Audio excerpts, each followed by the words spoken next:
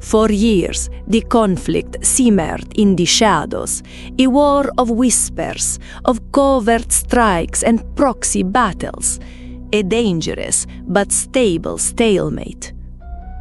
Until the day the shadows vanished, consumed by fire.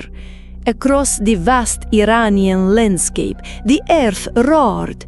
Pillars of fire and smoke rose to the heavens, shattering a fragile peace with calculated, devastating force. In the heart of the nation, there was a gasp of shock and pain, a disbelieving whisper from a country struck at its core. You struck the homeland directly? The reply came not in words, but in the thunder of jets streaking across a hostile sky. It was the voice of cold, calculated resolve from a nation that believed it had no other choice.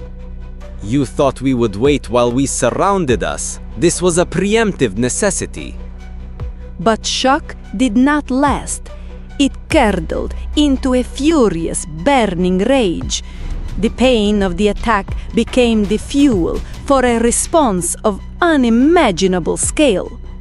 In the hidden places of the desert, a nation's fury was given form. Enough of shadows. Feel the Persian storm.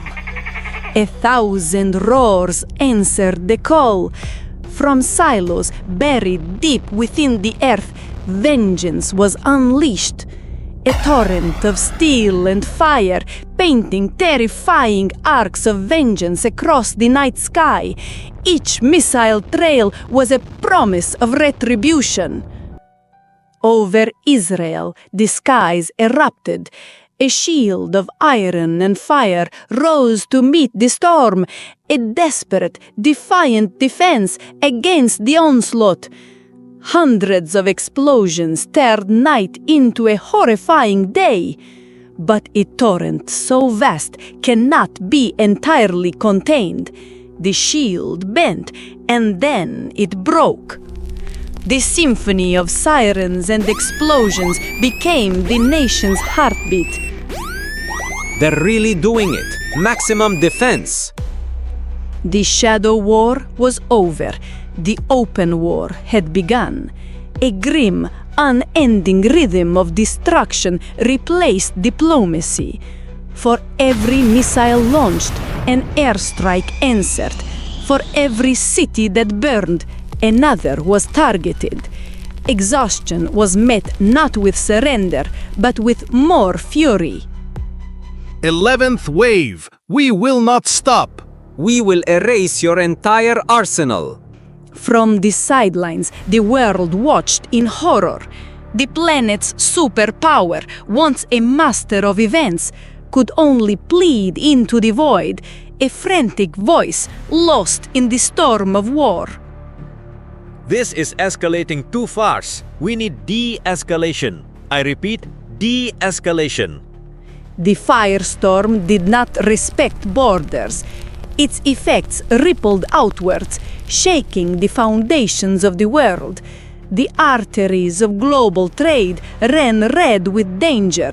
The pulse of the world economy beat in a panicked rhythm as prices for fuel and security soared. And far away, where the skies were still quiet, the war was not a headline, but a cold dread. For millions, the conflict was a reflection in a television screen, a forgotten meal, and a prayer for peace, a worry for loved ones far away, and a fear for the stability of their own simple lives. Oh man, this is a real war now. I hope all our citizens there are safe. And please, let the price of oil not go up again. The first chapter of a new, terrifying era had been written in fire. The world held its breath, waiting for a dawn that might never come.